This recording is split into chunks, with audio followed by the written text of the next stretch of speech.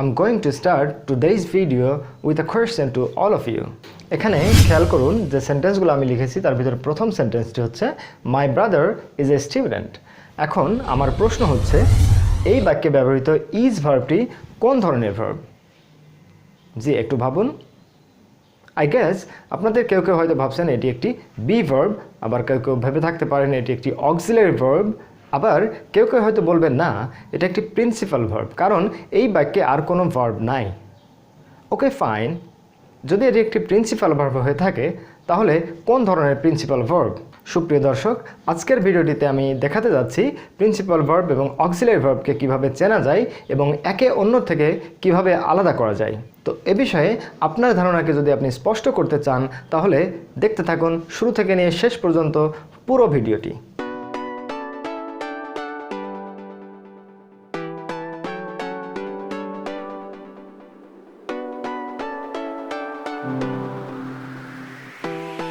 সুপ্রিয় দর্শক, আপনারা দেখছেন speak English BD YouTube channel এবং speakenglishbd.com এই ওয়েবসাইটটির পক্ষ থেকে একটি ইংলিশ গ্রামার লেসন।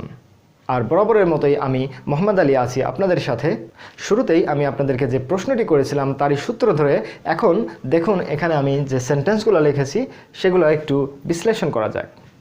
প্রথম সেন্টেন্সটি my brother is a student, he has a dream, তারপরে he has been studying hard, he is trying to reach his goal.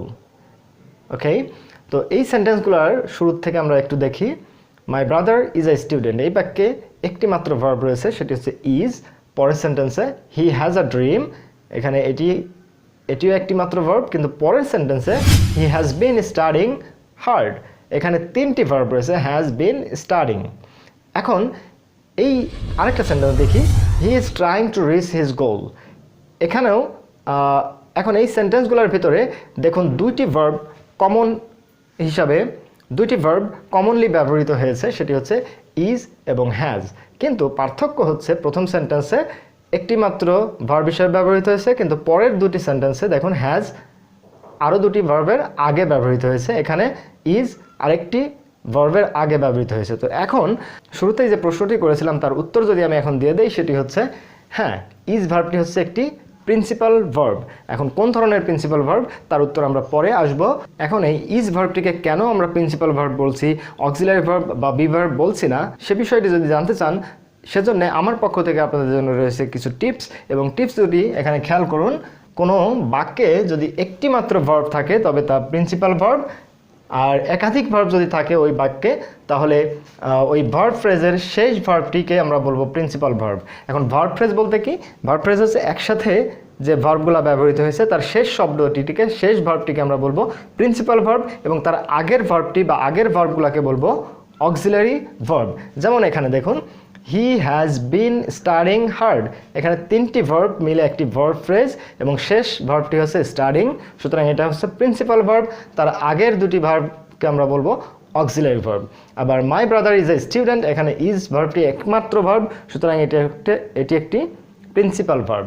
আবার হি হ্যাজ আ ড্রিম, তার একটা স্বপ্ন আছে, এখানে হ্যাজ ভার্বটি একমাত্র মেইন ভার্ব। এখন পরের সেন্টেন্সটি খেয়াল করুন, এখানে একটু ক্রিটিক্যাল বিষয় রয়েছে, সেটি হচ্ছে he is trying to reach his goal.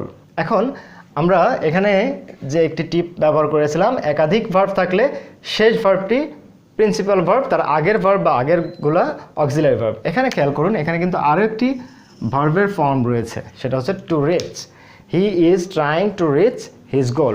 তো আমরা যদি আগের বিষয়টি এভাবে ধরি, এই বাক্যে তিনটি ভার্ব রয়েছে, শেষ ভার্বটি প্রিন্সিপাল ভার্ব, তার আগের ভার্বগুলা অক্সিলারি ভার্ব, তাহলে কিন্তু ট্রাইংটাকে আমাদেরকে অক্সিলারি ভার্ব ধরতে হয়, কিন্তু আসলে কি তাই না? সেক্ষেত্রে একটি বিশেষ দ্রষ্টব্য রয়েছে, সেটি হচ্ছে নন ফাইনাইট ভার্ব সমূহ হিসেবের বাইরে থাকবে। আমরা যদি প্রিন্সিপাল ভার্ব বা অক্সিলারি ভার্বকে আইডেন্টিফাই করতে চাই তাহলে আমাদেরকে অবশ্যই নন ফাইনাইট ভার্ব সমূহকে হিসেবের বাইরে রাখতে হবে। কেন? কারণ হচ্ছে আমরা এর আগের ভিডিওটিতে দেখেছিলাম নন ফাইনাইট ভার্ব সমূহ মানে ইনফিনিটিভ, জিরান বা পার্টিসিপল, এগুলো কিন্তু কখনোই প্রিন্সিপাল ভার্ব এর কাজ করতে পারে না, বরং অন্যান্য পার্টস অফ স্পিচের কাজ করে। সুতরাং যখন আমরা অক্সিলারি ভার্ব বা মেইন ভার্বকে আইডেন্টিফাই করব তখন তাকে হিসেবের বাইরে রাখতে হবে। তাহলে এটাকে যদি আমরা বাদ দেই, কি থাকলো? হি ইজ ট্রাইং, সুতরাং এখানে ট্রাইংটা মেইন ভার্ব, এবং ইজটা অক্সিলারি ভার্ব। এখন পরের সেন্টেন্স দুটো দেখি। He does all the possible things for him. এখানেও ডাজটি হচ্ছে অক্সিলারি ভার্ব না, কিন্তু এটা একটি প্রিন্সিপাল ভার্ব, বাট এখানে in fact he does not waste his time. এখানে আবার একটি অক্সিলারি ভার্ব, কারণ এখানে ওয়েস্ট মেইন ভার্বের আগে ব্যবহৃত হয়েছে। এখন এখানে ব্যবহৃত প্রথম সেন্টেন্সে ইজ ভার্বের প্রিন্সিপাল ভার্ব হওয়া নিয়ে যদি আপনাদের এখনও কোনো কনফিউশন থাকে, তাহলে আমি এখনই তা দূর করতে যাচ্ছি। কিভাবে? এখন এই সেন্টেন্সকেই যদি আমরা ফিউচার ইনডেফিনিট টেন্সে বলি, তাহলে হবে my brother will be a student. একই ধরনের একই স্ট্রাকচার আরেকটি সেন্টেন্স এখানে আমরা দেখি, someday he must be a prominent engineer. এখানে আমার পয়েন্ট হচ্ছে, কোনো ভার্ব যদি মেইন ভার্ব হিসেবে ব্যবহৃত হয়, তবে তার অক্সিলারি ভার্ব গ্রহণ করার ক্ষমতা থাকে। তো একইভাবে হি মাস্ট বি, এখানে বি ভার্বটা দেখুন আমাদের হিসাব অনুযায়ী এটা হচ্ছে প্রিন্সিপাল ভার্ব এবং তার আগে মাস্ট একটি অক্সিলারি ভার্ব। সুতরাং বি ভার্ব যে এখানে প্রিন্সিপাল ভার্ব হিসেবে ব্যবহৃত হয়েছে তাতে কোনো সন্দেহ নাই। এতক্ষণ আমি যে বিষয়টি স্পষ্ট করার চেষ্টা করছি তা হচ্ছে, যদি কোনো বাক্যে বা ক্লজে একটি মাত্র ভার্ব থাকে তবে তা অবশ্যই প্রিন্সিপাল ভার্ব, আর যদি ওই ভার্ব ফ্রেজে একাধিক ভার্ব থাকে তবে অবশ্যই শেষ ভার্বটি হবে প্রিন্সিপাল ভার্ব এবং তার আগেরটি বা আগের ভার্বগুলো হবে অক্সিলারি ভার্ব। তবে এক্ষেত্রে অবশ্যই একটি বিষয় মনে রাখতে হবে, তা হচ্ছে এই ভার্ব ফ্রেজের আশেপাশে যদি কোনো নন ফাইনাইট ভার্ব যেমন ইনফিনিটিভ, জিরান বা পার্টিসিপল থাকে, তবে তাকে অবশ্যই প্রিন্সিপাল ভার্ব এবং অক্সিলারি ভার্বের আলোচনা থেকে হিসাব থেকে বাদ দিতে হবে। এখন আমরা আলোচনা করব অক্সিলারি ভার্বের বিভিন্ন প্রকার নিয়ে। এখানে দেখুন অক্সিলারি ভার্বসগুলো বেসিক্যালি 4 রকমের হয়ে থাকে। Number 1, do verb. Do verb হিসাবে যে অক্সিলারি ভার্ব হিসাবগুলো ব্যবহৃত হয় সেগুলো হচ্ছে ডু, ডাজ, ডিড। এক্ষেত্রে আবারও মনে করিয়ে দেই, এই ডু ভার্বগুলাই কিন্তু কখনো প্রিন্সিপাল ভার্ব, কখনো অক্সিলারি ভার্ব হিসাবে ব্যবহৃত হয়। তো যখন অক্সিলারি ভার্ব হিসেবে ব্যবহৃত হবে তখন অবশ্যই অন্য আরেকটি ভার্বের আগে ব্যবহৃত হবে। এবং এই 3টি ভার্ব কিন্তু মাত্র 2টি টেন্সে ব্যবহৃত হয়। ডু এবং ডাজ প্রেজেন্ট ইনডিফিনাইট টেন্সের অ্যাক্টিভ ভয়েসের ক্ষেত্রে ব্যবহৃত হয় এবং ডিড পাস্ট ইনডিফিনিট টেন্সের অ্যাক্টিভ ভয়েসের ক্ষেত্রে ব্যবহৃত হয়। দ্বিতীয় যে ধরনটি সেটি হচ্ছে হ্যাভ ভার্ব। হ্যাভ ভার্বের আন্ডারে আছে হ্যাভ, হ্যাজ এবং হ্যাড। এই 3টি ভার্ব আবার বিভিন্ন ধরনের পারফেক্ট টেন্সে ব্যবহৃত হয়ে থাকে এবং এগুলো যদি অক্সিলারি ভার্ব হিসেবে ব্যবহৃত হতে হয় তবে অবশ্যই আরেকটি মেইন ভার্বের পাস্ট পার্টিসিপল ফর্মের আগে ব্যবহৃত হতে হবে। এরপরে আসে বি ভার্ব। বি ভার্বের সর্বমোট 8টি ফর্ম রয়েছে এখানে, যা বিভিন্ন টেন্সে বিভিন্নভাবে ব্যবহৃত হয়ে থাকে। দেখে নেওয়া যাক এগুলো। এম, ইজ, আর, এই 3টি ফর্ম প্রেজেন্ট কন্টিনিউয়াস টেন্সের অ্যাক্টিভ ভয়েসে ব্যবহৃত হয়ে থাকে। অন্যদিকে am, is, are present indefinite টেন্সের প্যাসিভ ভয়েসেও ব্যবহৃত হতে পারে অক্সিলারি ভার্ব হিসেবে। ওয়াজ, ওয়্যার, এই দুটি ভার্ব পাস্ট কন্টিনিউয়াস টেন্সের অ্যাক্টিভ ভয়েসে ব্যবহৃত হয়। এগুলো আবার পাস্ট ইনডিফিনিট টেন্সেও ব্যবহৃত হয়, সেক্ষেত্রে প্যাসিভ ভয়েসে ব্যবহৃত হয়।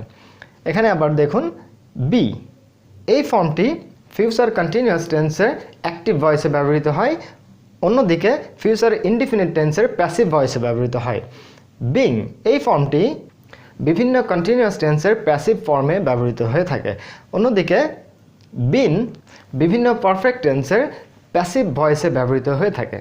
তো এখানে আমি একটি বিষয় বলবো, এই যে বি ভার্ব, হ্যাভ ভার্ব বা ডু ভার্ব, এইগুলো হচ্ছে বেস ফর্ম। এখন এই বেস ফর্মের বিভিন্ন ফর্ম কখনো অক্সিলারি ভার্ব হিসেবে, কখনো প্রিন্সিপাল ভার্ব হিসেবে ব্যবহৃত হয়ে থাকে। তো আশা করি আপনারা বুঝতে পেরেছেন কোনটা বি ভার্ব, কোনটা অক্সিলারি ভার্ব এবং কোনটা প্রিন্সিপাল ভার্ব। বি ভার্ব বলতে আমরা বুঝি am, is, are, was, were, be, being, been, এই 8টি ভার্বের একটি বেস ফর্ম, সেটা হচ্ছে বি। এরপরে আসে মডালস বা মডাল অক্সিলারি ভার্বস। মূলত মডাল অক্সিলারিজ হচ্ছে একটি বিশেষ ধরনের অক্সিলারি ভার্ব যেগুলো অন্যান্য ভার্ব অক্সিলারি ভার্বসের মতো রেগুলার স্ট্রাকচার অনুযায়ী বিভিন্ন টেন্সে ব্যবহৃত হয় না, বরং এগুলা বিশেষ বিশেষ অর্থে বিশেষ বিশেষ সিচুয়েশনে মডাল অক্সিলারিগুলো ব্যবহৃত হয়ে থাকে। যেমন can, could, may, might, shall, should, will, would, এই ভার্বগুলো হচ্ছে জোড়ায় জোড়ায় এবং এগুলো খুবই কমনলি আমরা ইউজ করে থাকি। এছাড়াও আছে মাস্ট, নিড, ডেয়ার। এছাড়াও রয়েছে be to, be going to, have to, use to, ought to, had better, would rather. এগুলোর ক্ষেত্রে আমাদেরকে মনে রাখতে হবে these are the special modal auxiliaries. তো একটি কমন রুল হচ্ছে মডাল অক্সিলারিগুলো যখন অন্য একটি মেইন ভার্বের আগে ব্যবহৃত হবে তখন এদের মাঝে কোনো টু ব্যবহার করা যাবে না। যেমন নর্মালি আমরা ক্যান ব্যবহার করি যখন, যেমন আমি কাজটি করতে পারি, I can do the work. Usually আমরা করতে, যেতে, খেতে এই ধরনের মিনিংয়ের ক্ষেত্রে ভার্বের আগে টু ব্যবহার করি, যেমন I can to do the work. এই টুটা ব্যবহার করা যাবে না। তবে শেষের দিকের এই ভার্বগুলোর ক্ষেত্রে খেয়াল করুন, be to, be going to, have to, use to, ought to, এগুলো সবগুলোর এই কয়েকটির সাথে কিন্তু আবার টু বাই ডিফল্ট রয়েছে, সুতরাং এই টুগুলো আবার থাকবে। এখন এই মডেল অক্সিলারিগুলো বিশেষ বিশেষ অর্থে ব্যবহার হয়, যেমন বি গোয়িং টু, এই মডেল অক্সিলারিটা যদি আমরা নেই তাহলে মিনিংটা হবে এরকম, কেউ কোনো কিছু শুরু করতে যাচ্ছে, যেমন he is going to start a new business, সে একটি নতুন ব্যবসা শুরু করতে যাচ্ছে। এটা এরকম না যে সে পায়ে হেঁটে যাচ্ছে, like I am going to market, এখানে আই এম গোয়িং টু এটা কিন্তু অক্সিলারি ভার্ব না, মডেল অক্সিলারি না, rather he is going to start a new business, এখানে ইজ গোয়িং টু এটা কিন্তু একটা মডেল অক্সিলারি। আবার যদি আসি ইউজ টু অর্থ কেউ অতীতে কোনো একটা কাজ নিয়মিত করতো, অভ্যাসবশত করতো, যেমন he use to swim in the পুল। এক্ষেত্রে খেয়াল করুন ইউজ টু সুইম মেইন ভার্বের আগে ইউজ টু মডেল অক্সিলারি ব্যবহৃত হয়েছে, কিন্তু এই ইউজ টুই কিন্তু অন্যভাবে ব্যবহৃত হতে পারে অন্য ক্ষেত্রে, যেমন he was use to swimming in the pool. এখানে ইউজ টুর আগে আবার ওয়াজ ব্যবহার হয়েছে এবং ইউজ টু মডেল অক্সিলারি হিসাবে ব্যবহৃত না হয়ে অন্যভাবে ব্যবহৃত হচ্ছে। তো এভাবে আমরা দেখতে পাই মডেল অক্সিলারিগুলো হচ্ছে একটি বিশেষ ধরনের অক্সিলারি ভার্ব যেগুলো বিভিন্ন ক্ষেত্রে বিভিন্ন সিচুয়েশনে বাক্যে ব্যবহৃত হয়ে থাকে। এখন আমরা কথা বলবো প্রিন্সিপাল ভার্ব বা মেইন ভার্ব নিয়ে। এ বিষয়ে ক্লাসিফিকেশন বা বিস্তারিত আলোচনার পূর্বেই আমি একটি গতানুগতিক ভুল ধারণা নিয়ে, ভার্বের ডেফিনেশন এর বিষয়ে ভুল ধারণা নিয়ে কথা বলতে চাই। এখানে দেখুন, ভুল ধারণাটি হচ্ছে আমরা ইউজুয়ালি ভার্বকে ডিফাইন করে থাকি verb is an action word, অর্থাৎ ভার্ব হচ্ছে এমন একটি শব্দ যার মাধ্যমে কোনো কাজ করা, হওয়া, যাওয়া, খাওয়া বা কোনো অ্যাক্টিভিটি প্রকাশ করে, কিন্তু আসলে এটি সম্পূর্ণ নয়। বরং সার্বিকভাবে ভার্বকে যদি আমি ডিফাইন করতে চাই তাহলে এর অর্থটাকে যদি আমরা আমলে নেই, সেক্ষেত্রে অ্যাকর্ডিং টু মিনিং তিন ধরনের বিষয় ভার্বের ভিতরে অন্তর্ভুক্ত হয়। এক নম্বর হচ্ছে অ্যাকশন, অর্থাৎ যার ভিতরে কোনো অ্যাক্টিভিটি থাকবে, কোনো কাজ থাকবে, যেমন দ্য বয় ইজ প্লেয়িং, ছেলেটা খেলা করছে, এখানে খেলা করা একটা কাজ ঘটছে। আবার দ্বিতীয় যে ধরন সেটি হচ্ছে পজেশন, অর্থাৎ কারো অধিকারে কোনো কিছু থাকবে, কেউ কোনো কিছু ওন করবে, যেমন দ্য ম্যান হ্যাজ এ কার, লোকটার একটা কার রয়েছে। আগে আমরা যে উদাহরণটি ব্যবহার করেছিলাম হি হ্যাজ আ ড্রিম, তার একটা স্বপ্ন আছে। সো এই যে কোনো কিছু থাকা, কোনো কিছু ওন করা, এই ধরনের বিষয়গুলোও ভার্বের অন্তর্ভুক্ত। আবার স্টেট অফ বিং আরেকটা ধরনের ভার্ব রয়েছে, সেটা হচ্ছে কোনো কিছুর অবস্থা, কারো কোনো অবস্থা মানসিক, শারীরিক বা যে কোনো কিছুর অবস্থা প্রকাশ করে, যেমন হি কেপ্ট সাইলেন্ট, সে নিশ্চুপ ছিল, সে চুপ ছিল, এখন তার অবস্থাটা প্রকাশ করছে। এখন এই কেপ্ট ভার্বটা আরেকটা জিনিস খেয়াল করুন, কিপ ভার্বের পরিবর্তে কিন্তু আমরা বি ভার্ব ওয়াজ ব্যবহার করতে পারি, যেমন হি ওয়াজ সাইলেন্ট, সে চুপ ছিল। এ তো গেল অর্থগতভাবে ভার্বের ভিতরে কি কি বিষয় অন্তর্ভুক্ত হয়ে থাকে। এছাড়াও আমরা গতানুগতিক গ্রামার অনুযায়ী যদি ভার্বকে ক্লাসিফাই করতে চাই তাহলে ভার্ব হচ্ছে সর্বমোট তিন প্রকার: ট্রানজিটিভ ভার্ব, ইনট্রানজিটিভ ভার্ব এবং লিঙ্কিং ভার্ব। এক্ষেত্রে ট্রানজিটিভ এবং ইনট্রানজিটিভ ভার্বের সাথে আমরা কম বেশি সবাই পরিচিত, কিন্তু লিঙ্কিং ভার্বটা অনেকের কাছে নতুন মনে হতে পারে, তবে এটি একটি গুরুত্বপূর্ণ ভার্ব। এই ভার্বটাকে আবার কেউ কেউ কপুলেটিভ ভার্ব বা কপুলা এই নামেও ডেকে থাকে। তো আসুন আমরা দেখি এই তিনটি ভার্বকে কিভাবে আমরা চিনতে পারি। ট্রানজিটিভ ভার্বকে বাংলায় বলা হয়ে থাকে সকর্মক্রিয়া, অর্থাৎ যে ভার্বের সাথে কর্ম বিদ্যমান থাকে। কর্ম মানে কি? কর্ম মানে হচ্ছে অবজেক্ট, অর্থাৎ যে ভার্বের পরে একটি অবজেক্ট থাকে বা একাধিক অবজেক্ট থাকতে পারে। যেমন he sent me an email, সে পাঠিয়েছিল, কাকে পাঠিয়েছিল? আমাকে পাঠিয়েছিল। কি পাঠিয়েছিল? একটি ইমেল। সো এই ভার্বের পরে দুইটি অবজেক্ট ব্যবহৃত হয়েছে। এখন প্রশ্ন হচ্ছে আমরা অবজেক্ট চিনব কী করে? ইয়েস, অবজেক্ট চেনার, অবজেক্টকে আইডেন্টিফাই করার সবচেয়ে সহজ বুদ্ধি হচ্ছে আপনি দুইটি শব্দ দিয়ে ভার্বকে প্রশ্ন করবেন। শব্দ দুটি হচ্ছে কি এবং কাকে। যেমন হি সেন্ট, সে পাঠিয়েছিল। এই পাঠানো শব্দটাকে প্রশ্ন করেন, সে পাঠিয়েছিল, কাকে পাঠিয়েছিল? উত্তর আসছে আমাকে পাঠিয়েছিল। সুতরাং আমাকে একটি অবজেক্ট। কি পাঠিয়েছিল? একটা ইমেল পাঠিয়েছিল। সুতরাং এই বাক্যে আমরা দেখছি দুইটি অবজেক্টই বিদ্যমান। তো দুইটি অবজেক্ট যদি কোনো বাক্যে থাকে সেক্ষেত্রে একটি থাকবে ব্যক্তিবাচক আর একটি হচ্ছে বস্তুবাচক। যেমন এখানে মি, এটাকে বলা হয় ইনডিরেক্ট অবজেক্ট, আর বস্তুবাচকটাকে বলা হয় ডিরেক্ট অবজেক্ট। তবে সব ট্রান্সিটিভ ভার্বেরই যে দুইটি অবজেক্ট থাকবে তা কিন্তু নয়, কখনো একটি থাকে, কখনো দুইটি থাকতে পারে। প্রিন্সিপাল ভার্ব বা মেইন ভার্বের দ্বিতীয় যে প্রকার সেটি হচ্ছে ইনট্রানজিটিভ ভার্ব। বাংলা অর্থ হচ্ছে অকর্মক্রিয়া, অর্থাৎ যে ভার্বের সাথে কোনো কর্ম থাকে না, অর্থাৎ যে ভার্বের পরে কোনো অবজেক্ট থাকে না। যেমন এই বাক্যটি দেখুন, দ্য বেবি ইজ ক্রাইং, বাচ্চাটা কাঁদছে। এখন এই ভার্বটাকে নিয়ে যদি আমরা একটু অ্যানালিসিস করি, দ্য বেবি ইজ ক্রাইং, বাচ্চাটি কাঁদছে।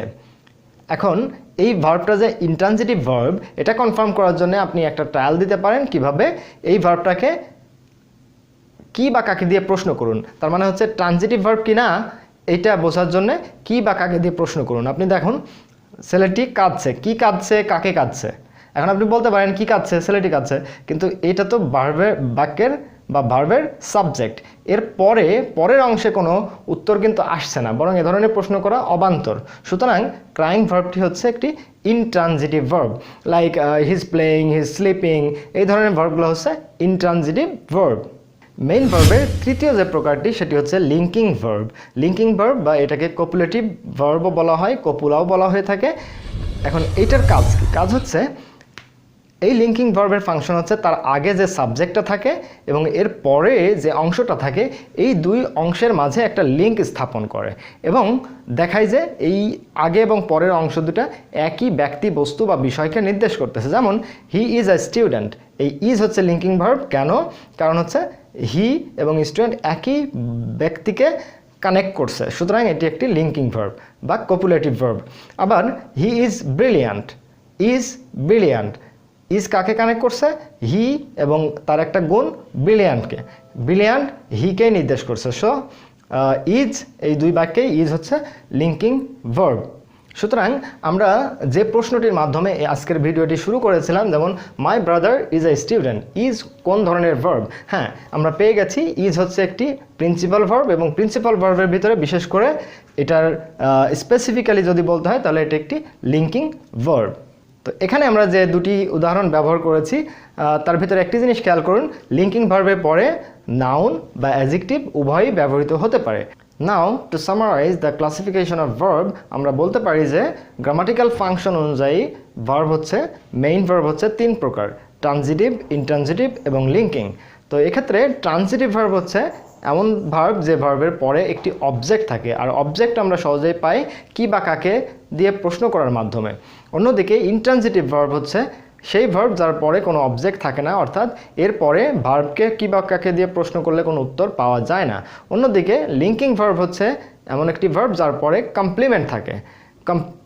আমরা আগে এটা বিষয়টা বলি নাই, লিঙ্কিং ভার্ব হচ্ছে এমন একটি ভার্ব যার পরে যে অংশটা থাকে সেই অংশটাকে বলা হয় কমপ্লিমেন্ট এবং এই কমপ্লিমেন্টটা হচ্ছে সাবজেক্টকে নির্দেশ করে, সাবজেক্টের পরিপূরক হিসেবে কাজ করে।